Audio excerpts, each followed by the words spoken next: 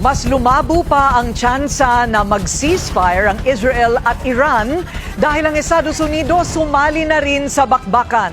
Ang latest sa giyera sa Middle East, agenda report ni May Rodriguez.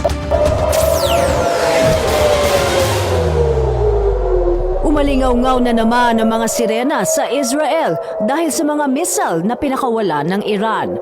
Ito ang pinangangambahan ng marami, ang mas maigting pa na giyera na nagsimula noong June 13 dahil nakisali na ang Estados Unidos. 7 US B-2 stealth bombers ang pinadala ng Amerika bilang bahagi ng Operation Midnight Hammer. Binomba nila ang ilang nuclear facility sa Iran, isang mahigpit na mensahe ng Washington na hindi dapat magkaroon ng nuclear weapon ang Tehran. Target obliterated ayon kay US President Donald Trump. Agad nagpatawag ng emergency meeting ang UN Security Council matapos ang pag-atake. The bombing of Iranian nuclear facilities by the United States marks a perilous turn in a region that is already reeling. We must act immediately and decisively to halt the fighting and return to serious, sustained negotiations on the Iran nuclear program. Karamihan sa mga Amerikano tutol sa US involvement sa giyera ng Iran at Israel.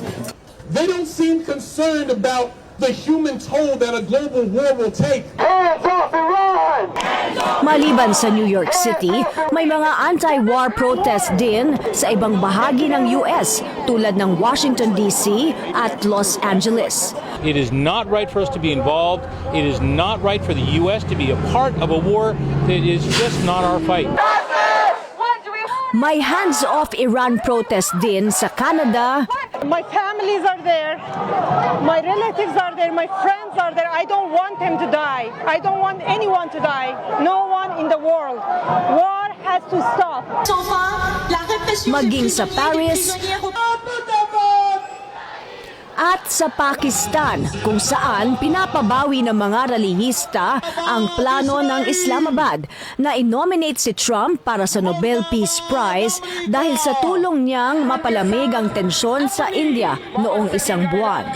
Galit naman ang Iran at nangakong gaganti sa US. Tatargetin daw nito ang US bases sa Middle East. Ang sagot ng Estados Unidos, subukan nyo lang. Para sa Agenda, May Rodriguez, Bilyonaryo News Channel.